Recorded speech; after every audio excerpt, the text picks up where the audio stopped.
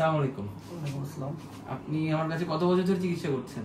Sir গত 12 বছর যাবত। 12 বছর ধরে চিকিৎসা। আপনার চোখের কোথায়, চোখের রেটিনাতে সমস্যা হয়েছিল? জি জি, রেটিনাতে সমস্যা। রক্তক্ষরণ হয়েছিল? হ্যাঁ, রক্তক্ষরণ হয়েছিল।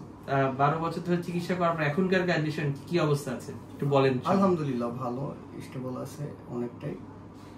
আর যেহেতু এটা দীর্ঘমেয়াদী চিকিৎসা, অধৈর্য হলে চলবে না, এটা ফলো আপের উপরে থাকতে হবে। দৃষ্টি তো ভালো আছে আলহামদুলিল্লাহ। জি আলহামদুলিল্লাহ যথেষ্ট, মানে আগে প্রথম যখন আসছেন তার চেয়ে তো মোটামুটি বেশি। জি জি জি আলহামদুলিল্লাহ। কয়বার অপারেশন হয়েছে মনে আছে?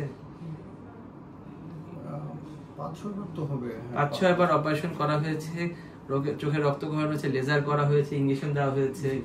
তারপরে এখন বর্তমানে অবস্থা স্টেবল আছে। উনি কোন দেশে থাকেন? ইতালিতে। উনি ইতালিতে থাকেন। আমি ওনার এই ভিডিওটা নেওয়ার পিছনে একটাই কারণ, আমার কাছে অনেক রোগী আসে রেটিনার সময়, রেটিনাতে বিভিন্ন সমস্যার কারণে। এই রোগীগুলো আসলে চিকিৎসার সময় জিজ্ঞাসা করে, যে জিজ্ঞেস করে যে ডাক্তার সাহেব কত বছর ধরে আপনার কাছে চিকিৎসা করাবো, অনেক বছর ধরে আসছি, কোনো উন্নতি হচ্ছে না কেন? তো উনি কিন্তু আবার চলে যাচ্ছেন ইনশাআল্লাহ নেক্সট মাসে।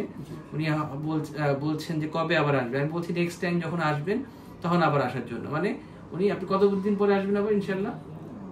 3.5 বছর মেবি। আমি 3.5 বছর পরে। তারপর আমি তাকে বলছি যখন আসবেন আবার যোগাযোগ করবেন, কারণ চোখের রেটিনাটা এমন একটা জায়গা যেখানে আলো পরে ছবি তৈরি হয়। সেখানে একবার সমস্যা হলে এটা রেগুলার একটা ফলো আপের মধ্যে রাখতে হয়। যখন ফলো আপ করতে হয় তখন রোগীদের বারবার আসতে হয়, অনেক সময় রক্তক্ষরণ আবার হতে পারে, রক্তক্ষরণে আবার চিকিৎসা করতে হবে। এটা দীর্ঘমেয়াদী চিকিৎসা, সেজন্য এটা নিয়ে অধৈর্য হয়ে যাবে না।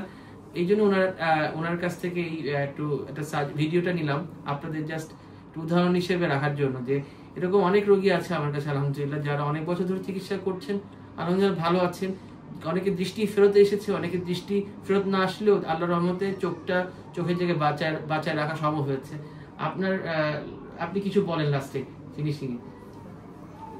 কেউ অধৈর্য হবেন না ইনশাআল্লাহ, যেহেতু রেটিনা একটা অনেক ডিফিকাল্ট একটা অপারেশন এবং এটা একটা সিরিয়াসলি চোখের সমস্যা অন্যান্যগুলোর চাইতে। তো এটা সবসময় ফলো আপের উপরে থাকতে হবে আপনাদের কাছে, এটাই আমার। ধন্যবাদ।